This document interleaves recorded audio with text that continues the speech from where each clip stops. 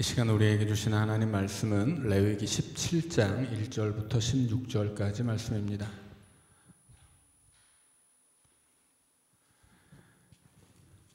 레위기 17장 1절부터 16절까지 우리 한 절씩 교독하겠습니다.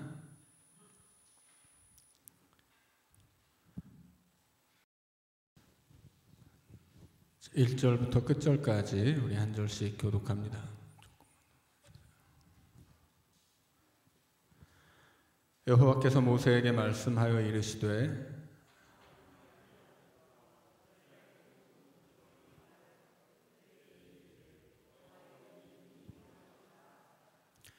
이스라엘 집의 모든 사람이 소나 어린 양이나 염소를 진영 안에서 잡든지 진영 밖에서 잡든지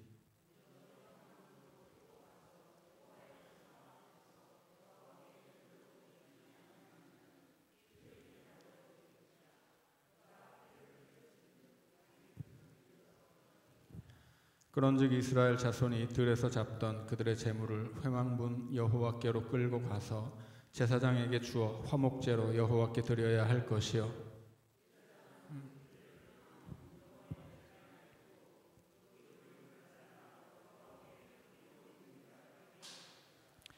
그들은 전에 음란하게 섬기던 숫염소에게 다시 제사하지 말 것이니라. 이는 그들이 대대로 지킬 영원한 규례니라.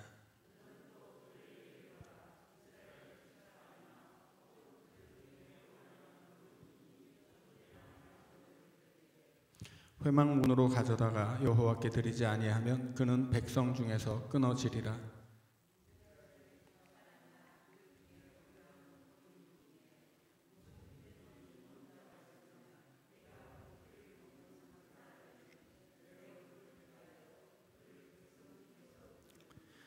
육체의 생명은 피에 있음이라. 내가 이 피를 너희에게 주어 제단에 뿌려 너희의 생명을 위하여 속죄하게 하였나니 생명이 피에 있으므로 피가 죄를 속하느니라.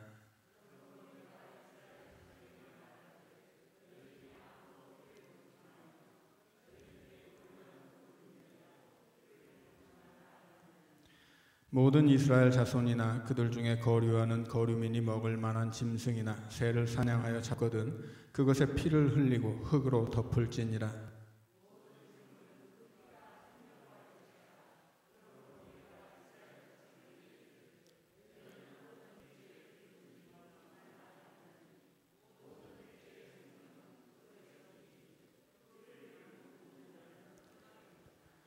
또 스스로 죽은 것이나 들짐승에게 찢겨 죽은 것을 먹은 모든 자는 본토인이나 거류민이나 그의 옷을 빨고 물로 몸을 씻을 것이며 저녁까지 부정하고 그 후에는 정하려니와.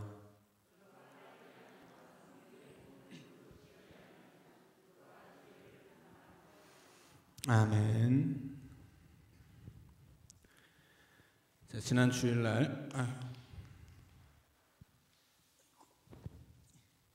지난 수요일에 대속죄일에 대해서 이제 배웠습니다. 레위기의 중심은 이제 대속죄일이라고 말씀을 드렸죠.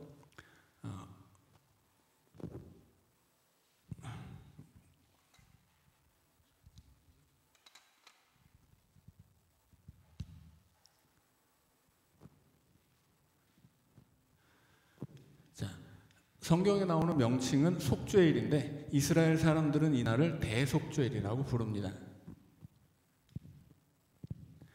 자, 그런데 속죄가 필요한 이유는 뭐예요? 속죄가 필요한 이유는 두 가지가 있습니다. 첫째는 죄 때문이고요. 둘째는 죄는 아니지만 부정함이 있기 때문이에요. 이 부정함은 어디에서 나오냐면 죄에서 파생되는 겁니다. 이 죄의 삭은 사망인데 사람이 죄를 지음으로써 죽음을 얻기도 하지만 죽음의 권세 속에서 살아가기도 하죠. 부정이라고 하는 것은 이 사망의 영향을 받은 것들이에요.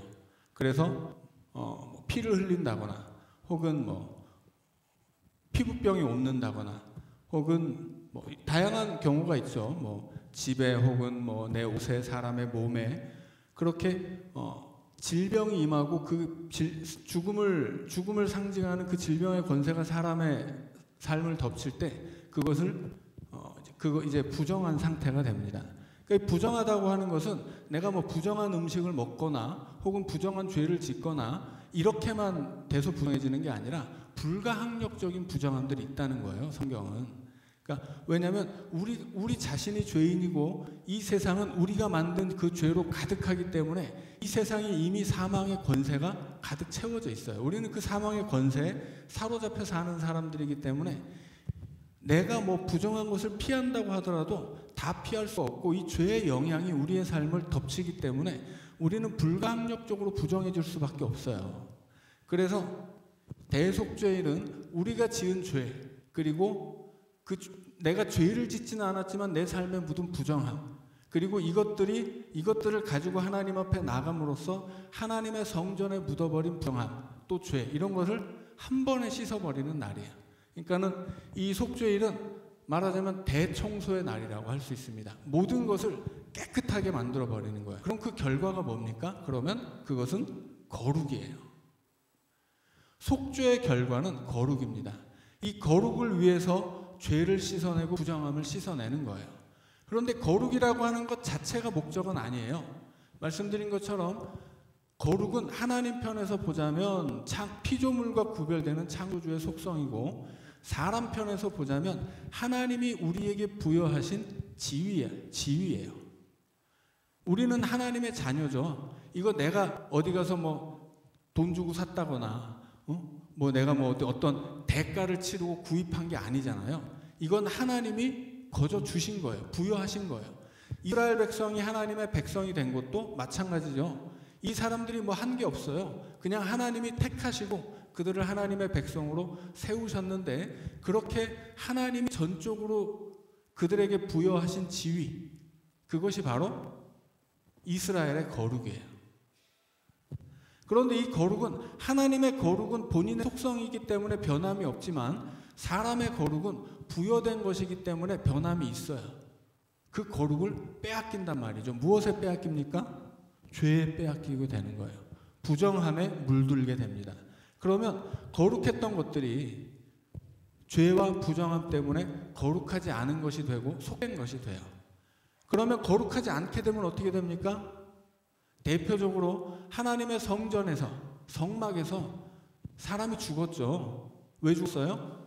하나님의 말씀을 어기고 자기 마음대로 지성소로 들어가다가 아론의 두 아들이 죽었어요. 그 결과로 어떻게 됐냐면 성전이 죄 때문에 더럽혀졌고, 그 다음에 그 죽은 시신 때문에 부정해졌어요. 1차적으로 속죄일이 필요한 이유는 성전에 들어온 죄와 부정함 때문이었습니다. 그런데 이 대속죄일이 이스라엘 백성들이 영원히 지킬 규례로 지정이 되죠. 왜 그러냐면 그렇게 죄와 부정이 성전에 묻는 것은 한두 번 있는 일이 아니기 때문이에요. 지속적으로 벌어지는 일이기 때문이죠. 그래서 대속죄일도 해마다 이제 시행을 해야 되는데, 그렇게 속죄일을 통해서 거룩해져야 할 이유, 거룩해지는 목적, 그것은 무엇이냐면 하나님의 임재입니다. 하나님이 왜 성막을 만드셨어요? 거기 임재하시려고 만든 거예요. 그런데 하나님이 임재하셔야 될 그 거룩한 장소에 죄가 묻고 부정함이 묻으면 어떻게 됩니까? 하나님이 거하실 수 없습니다. 그래서 그곳을 깨끗하게 해야 되는 거예요. 결국 거룩이라고 하는 것은 하나님과 함께 하기 위해서예요. 성경을 읽어보면 하나님이 원하시는 것, 하나님이 목적하시는 바가 뚜렷한데 그게 뭐냐면 하나님은 언제나 하나님의 백성과 함께 있기를 원하세요. 그래서 결국은 예수님이 왜 오신 거예요? 자기 백성과 함께 있기 위해 오신 거잖아요. 그래서 마태복음 1장을 보면 예수님의 또 다른 이름이 임마누엘이에요. 자기 백성과 함께 하시는 분이거든요. 이 하나님은 육신으로 오셔서 자기 백성과 함께 있고 싶어 하실 만큼 그렇게 우리와 함께 있는 것이 목적인데, 그것은 창세기부터 시작됩니다. 그래서 하나님이 사람을 만드시고 에덴 동산에서 함께 거하시잖아요. 아담이 죄짓고 숨었을 뿐이지 하나님은 언제나 하나님의 백성들과 함께 있기를 원하신 거예요. 그래서 죄짓고 도망쳐버린 놈들을 다 잡아다가 지금 다시 구원 역사를 일으켜가고 계신 거잖아요. 결국은 하나님은 하나님의 백성과 함께 있고 싶어 하시고, 그리고 하나님의 백성으로 선택된 이스라엘을 통해서 지난 주일 말씀드린 것처럼 모든 민족을 구원해서 본래 하나님이 창조하셨던 그 모든 생명과 함께 하기를 원하시는 거예요. 그런데 함께 하자니 거룩하지 않으면 어떻게 됩니까? 하나님이 함께 할 수도 없거니와 거룩하지 않으면 하나님과 함께하는 사람들이 다 죽어요. 하나님의 거룩함 앞에서 다 죽을 수밖에 없는 거예요. 그래서 대속죄일이 필요한 이유는 거룩해지기 위해서이고, 거룩이 필요한 이유는 하나님과 함께하기 위해서입니다. 자, 그런데 이 거룩해지기 위한 수단이 뭐예요? 무엇이 우리를 거룩하게 합니까? 무엇이 죄와 부정함을 씻어요? 그것은 피예요. 피가 씻습니다. 그래서 제물을 바치고 피를 받아다가 하나님이 계신 속죄소 위에 뿌리고 그 아래 또 뿌리고, 성소로 나와서 성소 앞에 있는 향단에다 바르고 그 휘장 앞에 뿌리고, 밖으로 나와서 번제단 앞에 뿔 위에 바르고 또 그 제단 앞에 뿌리고, 이 피가 구약이든 신약이든 부정하고 죄 있는 사람을 하나님 앞에 깨끗하게 거룩하게 만드는 것은 오직 피예요. 신약으로 오면 예수 그리스도의 피고, 구약에서는 하나님 앞에 바쳐진 온전한 제물들의 피입니다. 결국 예수님도 제물로서 바쳐진 거죠. 구약의 제물과 신약의 제물이 다른 것은 뭐예요? 신약의 제물은 완전한 제물이에요. 구약의 제물은 완전하지 않기 때문에 해마다 바쳐야 돼요. 그런데 신약의 제물은 예수님이 바쳐지기 때문에 이것은 완전해서 한 번만 바치면 이제 끝입니다. 그래서 우리는 더 이상 제사를 드리지 않는 거예요. 그러나 중요한 건 뭐예요? 중요한 건 피가 바쳐졌다 하는 거예요. 그럼 이제 질문을 해야, 도대체 피가 뭔데 우리를 거룩하게 하냐라는 거예요. 예수님의 피가 어떻게 우리를 거룩하게 한 거예요?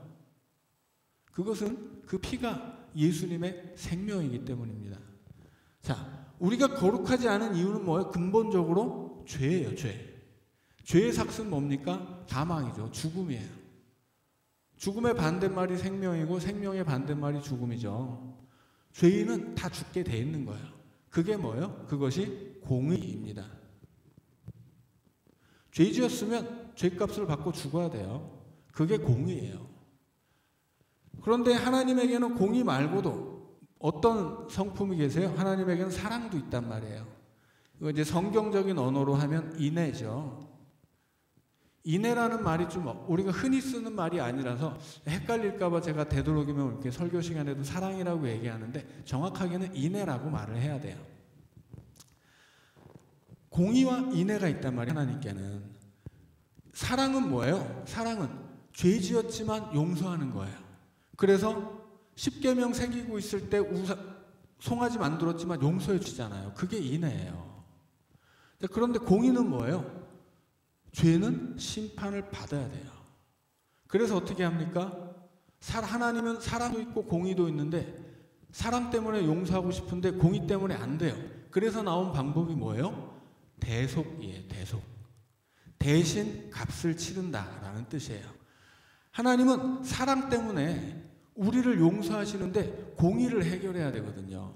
공의를 해결하는 방법이 대신 값을 치르는 제물을 드리는 겁니다. 그래서 제물이 우리를 대신해서 죽는 거예요. 예수님도 우리를 대신해 죽으신 제물이죠. 그래서 예수 그리스도의 십자가가 하나님의 사랑과 공의가 동시에 성취되는 곳이라고 말씀을 드렸어요. 우리를 용서하시는 것이 사랑이에요. 그런데 우리의 죄는 심판을 받아야 해요. 근데 우리한테 심판을 내리면 우리가 죽어버리잖아요. 그건 안 되겠으니까 어떻게 한 거예요? 예수님을 데려다가 예수님을 심판해버린 거예요. 그럼으로써 죄를 심판해야 하는 하나님의 공의가 예수님에게서 성취된 거예요. 그리고 예수 그리스도를 통해 우리의 죄의 문제가 해결되고, 그 우리의 모든 죄가 예수 그리스도의 보혈을 통해 씻어지게 됩니다. 그래서 예수 그리스도를 통해서 우리를 구원하시기 때문에 그것이 하나님의 사랑이에요. 그래서 예수 그리스도는 하나님의 사랑이자 우리의 죄를 담당하시는 하나님의 공의예요. 그 사랑과 공의가 동시에 성취되는 곳이 십자가입니다. 이건 이제 신약의 이야기고, 구약으로 가면 어때요? 아직 예수님이 안 오셨죠? 그래서 어떻게 되는 거예요? 예수님을 대신해서 우리의 죄를 대신 지고 죽어야 할 제물이 필요한 거예요. 그것이 그렇게 우리를 대신한다. 그래서 대자가 들어가고 대신 값을 치른다라고 해서 속자가 들어가는 대속, 대신 값을 치른다예요. 그 대속을 위해서 제물이 잡히고 그 제물의 피를 받아서 이 피로 죄를 씻는 겁니다. 그것이 대속죄일의 제사예요. 구약의 제사는 그래서 기본적으로 제물을 바치고 우리의 죄를 용서받고 우리가 거룩해져서 하나님과 함께 살아갈 수 있는 하나님의 백성이 되는 거예요. 이게 하나님의 구원의 시스템이에요. 그리고 나중에 예수님으로 오면 예수님이 이 모든 제물을 대신하는 완전한 제물로 한 번에 바쳐지고, 그래서 우리는 예수님을 통해서 죄를 씻고 하나님의 자녀로 하나님과 함께 할 수 있는 사람이 되는 거죠. 그래서 어디서 함께 합니까? 우리가 살아가는 동안에는 이 세상에 성령께서 함께 하시고 하나님이 정하신 때 우리를 부르시면 우리는 하나님의 품으로 가서 영원히 하나님과 함께 있는 거예요. 그런데 이게 그냥 무작정 하나님이 덮어놓고 우리를 용서하고 덮어놓고 천국으로 데려가는 게 아니라는 거예요. 뭘 통해서? 피를 통해서. 구약에는 제물의 피, 신약에서는 그리스도의 피예요. 그러니까 예수 없으면 구원이 없는 거예요. 그러니까 예수님 말고는 다른 구원의 방법이 없어요. 무슨 다른 종교를 열심히 믿는다든가 착하게 산다든가 이런 건 구원의 방법이 아니에요. 구원의 방법은 오직 예수 그리스도의 피에 있는 거예요. 그분이 우리를 대신해서 죽었기 때문에 그분 때문에 우리는 사는 것이거든요. 예수님이 하나님의 아들인데 우리를 대신해서 버려졌기 때문에 우리는 버려졌어야 할 죄인들인데 하나님의 자녀로 받아들여지는 거예요. 그래서 십자가는 전가의 자리라고 말씀을 드렸죠. 우리의 죄를 예수님께 전가시켜드리고 예수님의 의를 우리에게 가져오는 거예요. 예수님의 그 하나님의 자녀, 하나님의 아들인 그 권세를 우리에게 전가하고 죽을 수밖에 없는 죄인의 이 비참함을 예수님에게 전가하는 거예요. 그래서 예수님이 우리를 대신해 죽고 우리는 예수님을 통해 살아서 우리는 예수님 대신 하나님의 자녀가 되는 겁니다. 자, 그래서 이 구약의 속죄 제사를 통해서 우리가 예수 그리스도의 구원의 원리가 무엇인지 그것을 알 수 있다라고 하는 거죠. 자, 그래서 중요한 것은 뭐예요? 중요한 것은 피예요. 이 피를 이해할 수 있어야 이 구원이 무엇인지를 압니다. 그래서 대속죄일에 우리의 모든 죄와 부정함을 다 씻어줘야 되는데 그것을 씻는 유일한 수단, 그것은 피예요. 그래서 17장으로 오면 이제 이 피가 어떤 것인지를 설명해 주는 겁니다.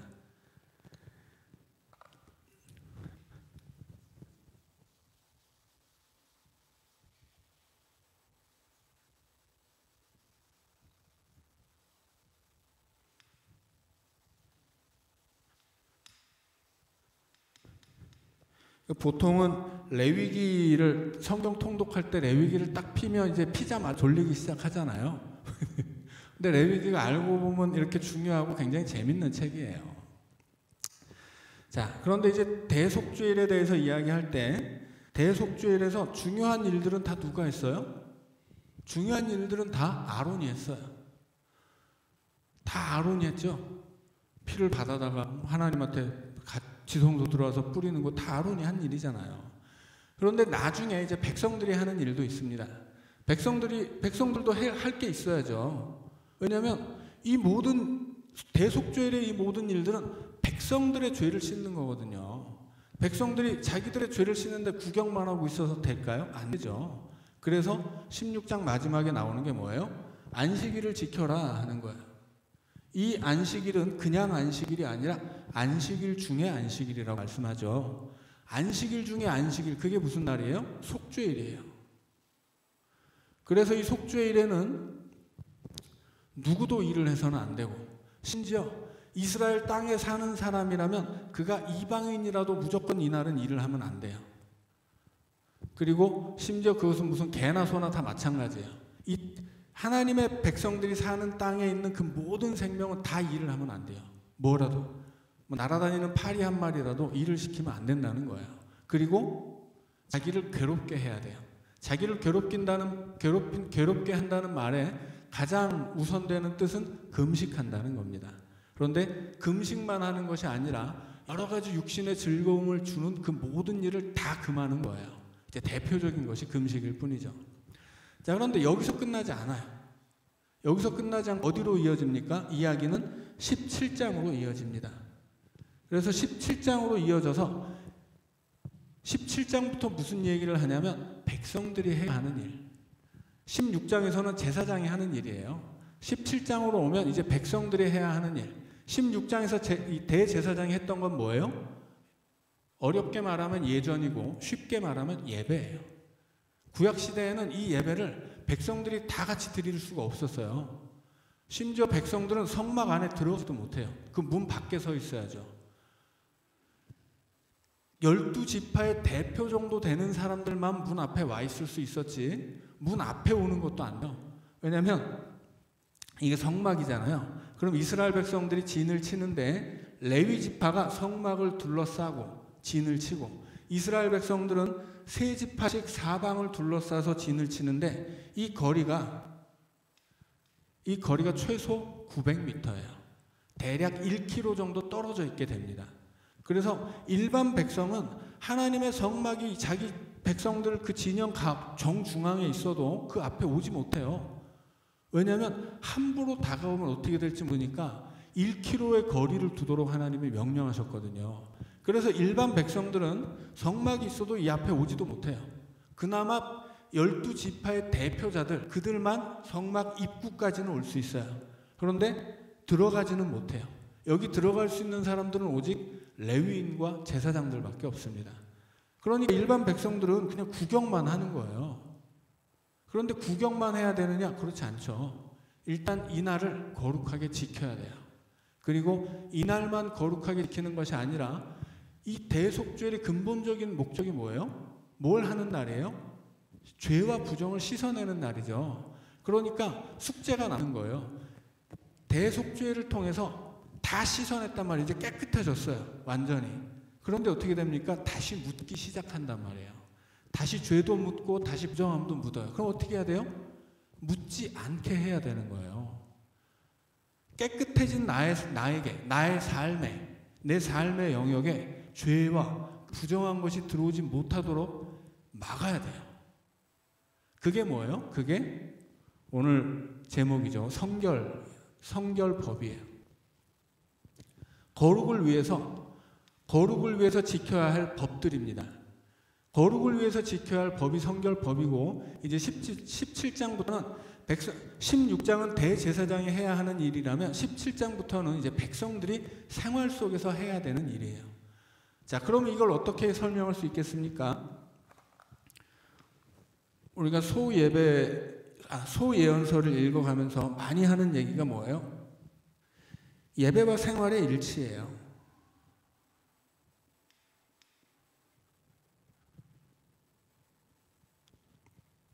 예배와 생활이 일치되지 않으니까 어떻게 됐어요? 아모스에게 하나님이 막 그런 예배 나는 안 받는다. 그런 엉터리 예배자들은 내가 심판하겠다. 그런 말씀하시죠. 자, 16장에서 말하고 있는 16장에서 했던 일은 뭐예요? 그것은 예배예요. 17장부터 이스라엘 백성들이 해야 하는 것은 무엇입니까? 예배하는 생활이에요. 이 예배를 하나님이 받으시게 만드는 예배자들의 생활이에요.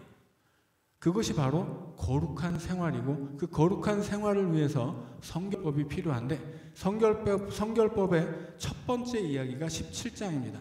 자, 첫 번째 이야기라는 것은 가장 중요하겠죠, 당연히. 사람이 거룩하기 위해서 지켜야 될 것들이 굉장히 많은데 그중 첫째가 하는 것, 그게 17장에 나와 있는 이야기예요. 자, 그러면 이 17장이 우리가 속죄를 통해서 깨끗해졌는데 다시 죄를 묻히거나 부정함을 묻히지 말자고 가장 먼저 지켜야 할 가장 중요한 일이 뭐냐라고 하는 거죠.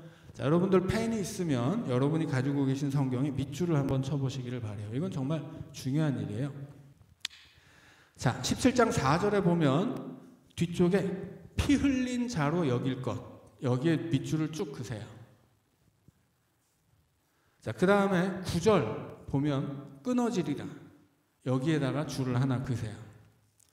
자, 그 다음에 14절로 와서 제일 마지막에 피를 먹는 모든 자는 끊어지리라. 여기에 줄을 치세요. 예, 17장에서 4절에 피 흘린 자로 여길 것이라. 여기에다 밑줄을 치세요. 그 다음에 9절에 제일 뒤에 이제 끊어지리라. 여기 밑줄 치고 14절에 제일 뒤에 피를 먹는 모든 자는 끊어지리라. 여기다 줄을 치세요. 자, 10장으로 와서 거룩하기 위해서 해야 할 가장 첫 번째 일에 대해서 설명하면서 동시에 왜 대속죄일에 피가 우리를 거룩하게 하고 그 피가 어떻게 우리의 죄와 부정함을 씻어내느냐, 이 설명을 해주고 있습니다. 자, 그런데 이 17장 같은 경우는 설명을 들어야만 알 수 있어요. 왜냐하면 이 두 가지 1절부터 9절까지 이야기하고 10절부터 그 16절까지 이야기 두 가지 이야기인데, 앞에 이야기는 그냥 읽으면 여러분이 100번, 1000번을 읽어도 이 내용이 무슨 얘기인지 모른다고 제가 자신할 수 있습니다. 자, 그래서 이제 밑줄을 치고 지금 이 본문의 말씀이 무슨 얘기를 하느냐라고 하는 걸 먼저 알아야 돼요. 자, 그래서 정리를 하자면 제일 처음에 나온 건 뭐예요? 피 흘린 자예요. 첫 번째 단락에서 말하고 싶은 것은 피 흘린 자. 두 번째 단락에서 말하고 싶은 것은 피 먹은 자. 피 먹은 자예요. 자, 공이 두 가지가 공통적으로 결과는 무엇입니까? 끊어지리라. 어디에서 끊어져요? 내 백성 중에 끊어지리라. 너는 내 백성 아니다 하는 이야기예요. 그럼 이건 백성 중에서만 끊어지는 게 아니라 하나님으로부터 끊어지는 거예요. 하나님이 이런 놈들은 다 딱 잘라서 갖다 버린다는 이야기예요. 그러면 이 얘기는 단순히 끊어진다, 굉장히 점잖게 표현했지만, 이렇게 되면 너는 끝장난다, 넌 죽는다, 넌 버려지는 거다, 넌 저주를 받는 거다, 이런 이야기예요. 무슨 무시무시한 이야기예요. 이 무시무시한 결과를 일으키는 두 가지 일이 뭐예요? 피 흘린 자, 피 먹는 자예요. 피를 흘리게 하는 것, 피를 먹는 것. 자, 먼저 본문의 이야기를 설명하기 전에 이게 뭔지를 좀 알고 본문으로 들어가야 돼요. 피를 흘리게 한다는 건 뭐예요? 피를 흘리게 한다는 것. 자, 본문에서 지난 시간부터 내내 설명하지만 피는 뭡니까? 피는 생명이에요. 우리가 죽어야 되는데 흠없고 온전한 재물이 죽는 거죠. 그래서 죽어야 되는 생명은 살고 마땅히 살아야 할 생명은 죽는 거란 말이에요. 그래서 피를 하나님께 바친다는 것은 내 생명을 바쳐야 되는데 대신 다른 생명이 바쳐진다는 뜻이에요. 그래서 피는 생명입니다. 피는 생명이에요. 그런데 이 생명을 흘리게 한다라는 건 무슨 뜻이겠어요? 피를 흘리게 한다는 것은 죽지는 않지만 죽음에 가깝게 한다는 거죠. 쉽게 말하면 생명을 해친다는 뜻이에요. 내가 남을 딱 때려서 코피가 쭉 나잖아요. 그게 쉽게 말해서 그게 피를 흘리게 하는 거예요. 남을 해치는 것. 피를 먹는 건 뭡니까? 피를 먹으면 어떻게 해요? 생명이 먹히면 그것은 죽음이에요. 그러니까 피를 흘리게 하는 자, 이것은 생명을 해치는 사람. 피를 먹는 사람, 그것은 생명을 죽이는 사람이에요. 그들은 어떻게 됩니까? 그들은 끊어져요. 하나님에게서. 그래서 하나님이 율법을 가르치실 때 사람을 죽이면 그놈은 무조건 죽여라, 이렇게 말씀하세요. 사람을 죽였으면 자기도 죽여야죠. 당연히. 그게 공의예요. 내가 누구를 죽이면 나도 죽어야 되는 거예요. 하나님이 그것을 못을 박은 이유는 뭐겠어요? 오늘날에는 아주 법이 굉장히 좋잖아요. 법이 너무 좋아서 범죄자들의 인권도 막 챙겨줘요. 그럼 막 사람들이 막 화를 내죠. 도대체 피해자는 안중에도 가해자 인권을 챙겨주냐고. 옛날에는 법이 그렇게밖에 발전할 수 없는 이유가 있어요. 법이 없으면 어떻게 되겠어요? 그러면 복수가 무제한적이 되는 거예요. 누가 나 한 대만 때리면 네가 나 때렸어? 내가 가서 막 100대를 때리고 네가 나 때려서 막 죽이고 그럴 수 있단 말이에요. 그게 창세기를 보면 라멕이 그랬죠. 어떤 소년이 나에게 생채기 하나를 냈는데 그래서 나는 걔를 죽여서 이걸 가지고 노래를 만들어서 자랑해요. 나 대단한 사람이야. 나 건드리거나 나한테 덤비면 다 죽을 줄 알아. 이렇게 얘기하는 게 라멕이란 말이에요.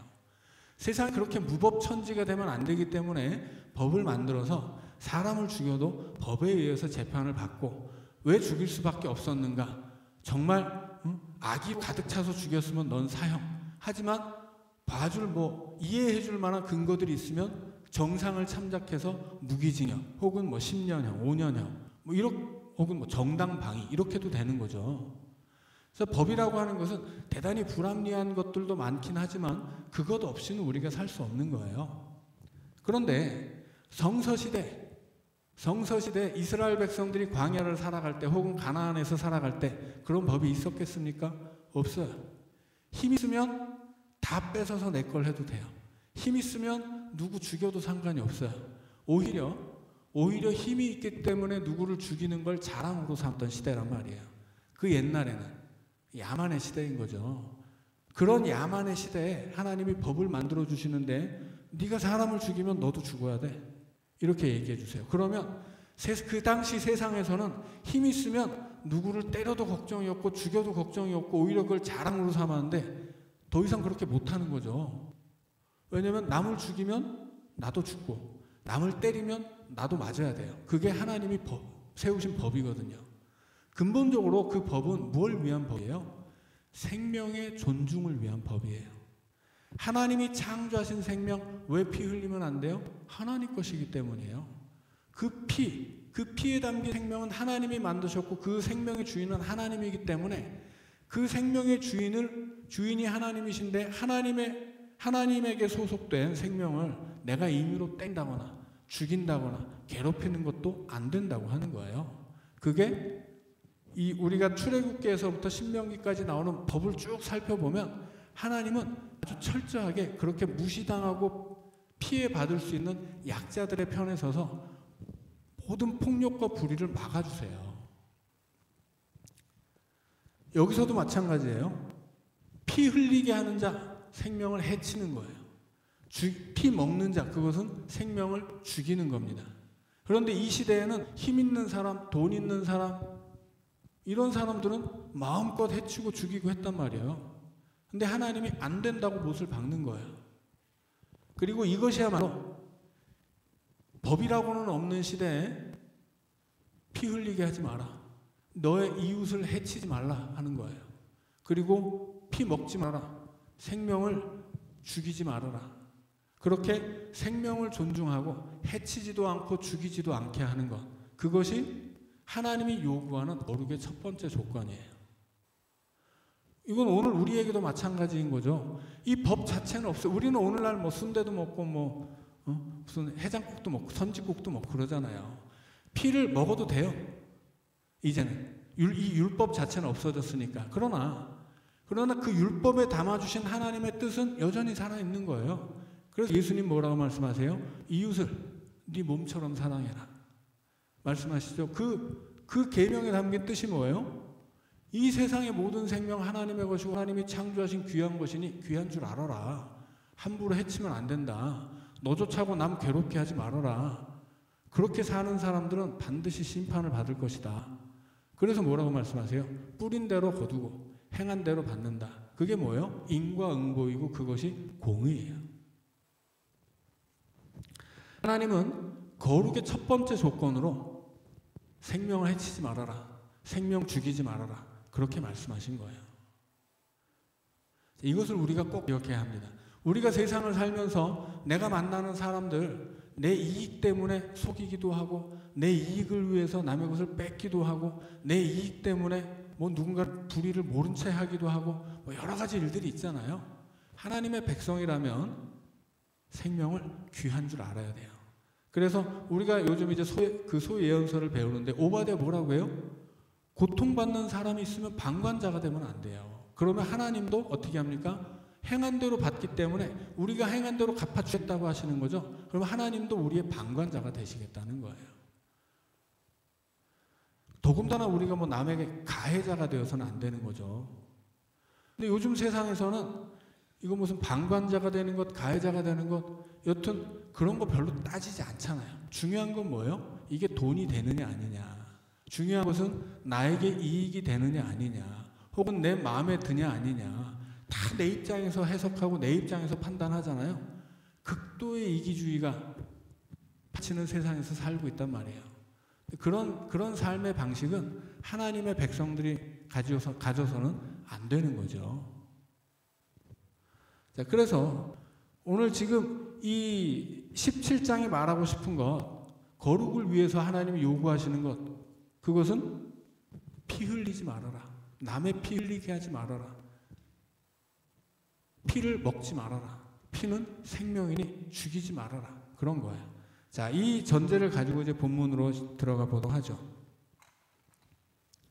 자, 그런데 17장에서 앞에 나온 이야기가 헷갈리는 이유는 뭐겠어요? 피를 흘리면 안 되는데 여기에 대한 사례를 이야기하고 있는데 이 사례가 좀 헷갈리기 때문이에요. 그러니까 지금 이 1절부터 9절까지 이야기가 하고 싶은 말은 뭐냐면 피 흘리는 자는 끊어진다. 남의 피를 흘리게 하는 자는 내가 끊어낼 것이다. 이 얘기예요. 하나님이 말씀하고 싶은 것은 그것인데 예를 들어서 이걸 설명하는데 소, 양, 염소 얘기를 한단 말이에요. 그래서 사람들이 하나님은 달을 가리키고 있는데 사람들이 손가락을 보고 도대체 이 손가락이 무슨 뜻인지 그러니까 본문이 무슨 말인지를 모르는 거예요. 손가락으로 달을 가리키면 달을 봐야 되는데 본문에서는 손가락 보기가 쉬워요. 그래서 그 손가락이 뭐냐면 소, 양, 염소 얘기예요.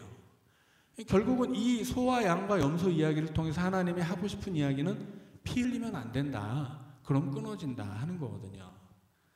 자, 본문을 보면 3절에 보면 모든 사람이 소나 어린 양이나 염소를 진영 안에서 잡든지 진영 밖에서 잡든지 먼저 회막문으로 끌고 가서 여호와의 성막 앞에서 여호와께 제물로 드리지 아니하는 자는 피 흘린 자로 여길 것이다.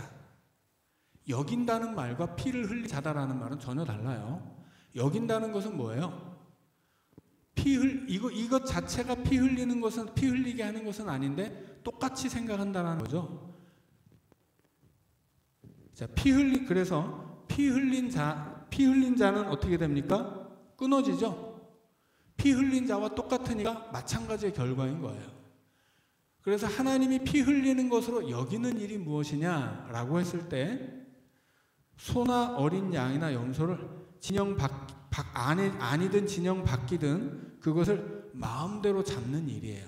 그런데 왜 그게 안 되느냐 봤더니 7절 가면 그들은 전에 음란하게 섬기던 수렴소에게 다시 제사하지 말 것이다. 하나님이 이스라엘 백성들이 이제 살던 진영이 있잖아요. 중심에 성막이 있고 세 지파씩 이렇게 성막을 중심으로 진을 치고 그리고 레위 지파는 성막을 둘러싸서 진치고 있단 말이에요. 그리고 그들이 머물고 있는 그 땅이 그들의 진영인데 이 진영 안에서 짐승 잡든지 진영 밖에서 잡든지 이것을 회막 앞으로 가져오지 않으면 안 된다라고 하고 있어요. 그런데 여기서 말하고 있는 짐승들이 뭐예요? 소, 양, 염소죠. 근데 짐승이 이런 거밖에 없나요? 다른 거 많이 있단 말이죠. 그런데 왜 이 세 가지만 얘기할까요? 왜냐하면 지금 이 얘기를 하는 이유는 뒤에 나오는 광야의 수렴소를 제사하기 때문이에요. 그러니까 이스라엘 백성들이 시내산에도 어떻게 했어요? 송아지를 섬겼죠. 하나님이 십계명 써주고 있는데 그 산 아래서 송아지를 섬겼잖아요.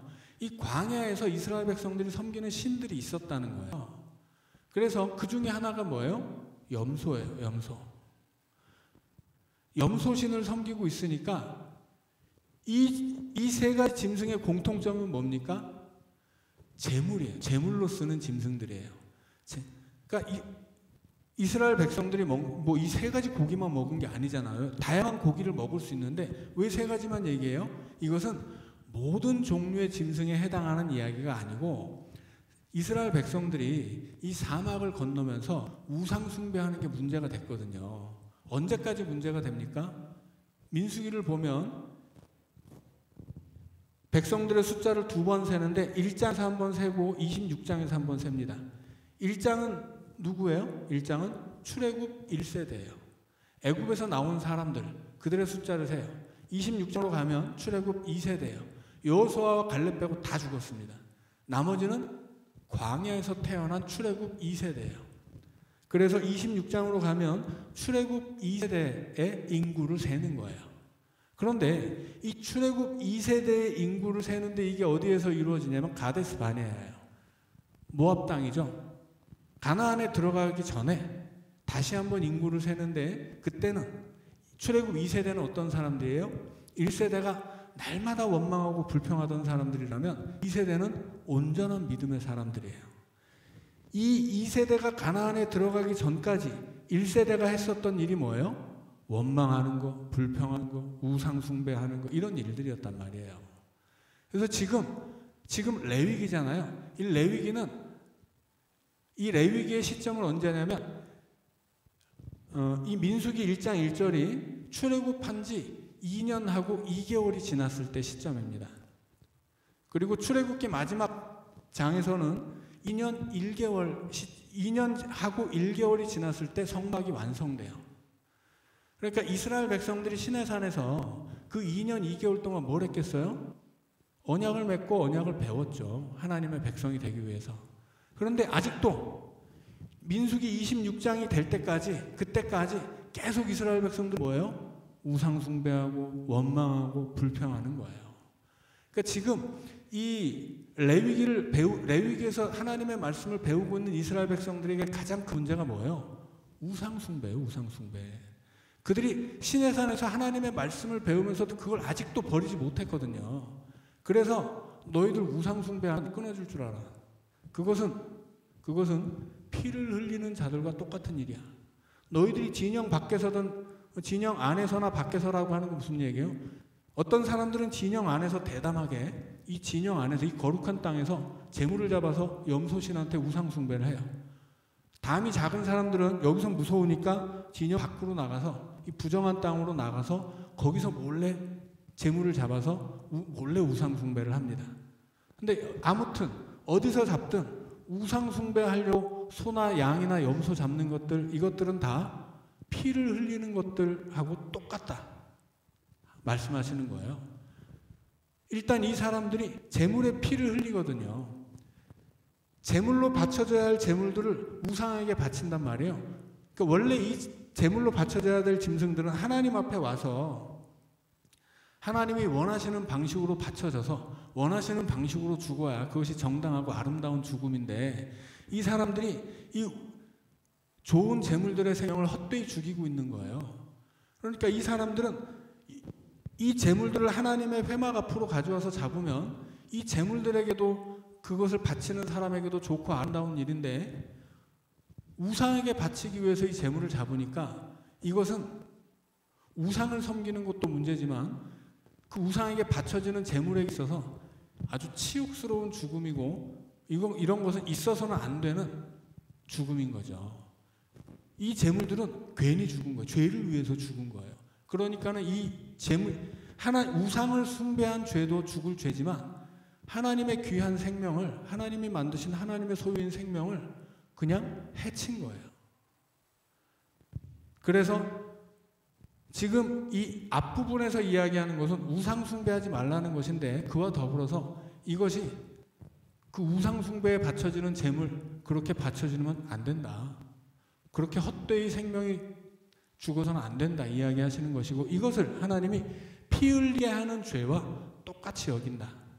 우상 숭배를 하고 우상을 위해 짐승을 함부로 잡아 죽이고 그렇게 하는 사람들 피 흘리게 하는 자랑 똑같이 여기고 하나님이 어떻게 하세요? 끊어버리겠다고 하는 거예요. 그 얘기를 앞에서 하고 있는 것입니다. 그래서 이걸 보고 도대체 소나 양이나 염소를 잡지 못한다는 것은 광야에서는 고기를 못 먹었다는 것인가? 아니면 고기 먹고 싶으면 하나님 앞에 가져와서 화목제물로 드리고 다시 받아서 다 같이 나눠 먹어야 된다는 것인가? 다양한 해석들이 있어요.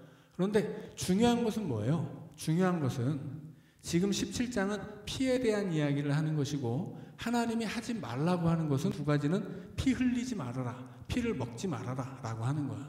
이 핵심은 이 두 가지라는 거죠. 그래서 이 두 가지를 설명하기 위해서 앞에서 소와 양과 염소를 얘기하는 것이기 때문에 우리가 소, 양, 염소에 대한 이야기에 너무 정신이 팔리면 이 본문의 말씀이 우리에게 뭘 말하고 싶은지를 알 수가 없는 거예요.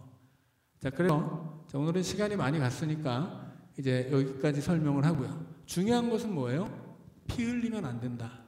피를 먹으면 안 된다. 생명을 해치지 마라. 생명을 죽이지 말아라. 이것이 하나님의 백성들이 가져야 할 거룩의 첫 번째 조건이라는 것입니다. 이것은 구약시대의 율법으로 주어진 것이라 오늘 우리에게는 이런 율법은 없지만, 법이라고 하는 것은 조항은 언제든지 바뀔 수 있어요. 하지만 법 정신은 언제나 살아있는 거죠. 율법 마찬가지예요. 오늘의 하나님의 백성들도 이 세상을 살면서 함부로 생명 해치거나 함부로 생명 죽이는 일을 해서는 안 되고, 그것이야말로 내가 거룩하게 사는 첫 번째 조건이다 라고 하는 것입니다. 여기까지 하고 기도하겠습니다. 사랑의 하나님, 우리가 세상을 살면서 얼마나 많이 이웃을 해치고 또 생명을 죽이는 일에 동참했었는지 돌이켜보게 하여 주시옵소서. 거룩하게 살아야 할 우리가 거룩하지 못한 삶을 살면서도 조금도 죄책감을 가지지 않고 그 거룩하지 못한 삶을 개선하려고 하지 않았던 우리의 어리석음을 용서하여 주시옵소서. 이 땅에서 거룩하게 살기 위하여 생명을 소중히 여기고 귀히 여기며 또 그 생명을 돌보고 혹여라도 방관자가 되거나 가해자가 되거나 해치고 죽이는 일들에 동참하지 않는 지혜로운 믿음의 삶을 살게 하여 주시옵소서. 우리 주 예수님 이름으로 기도드리옵나이다. 아멘.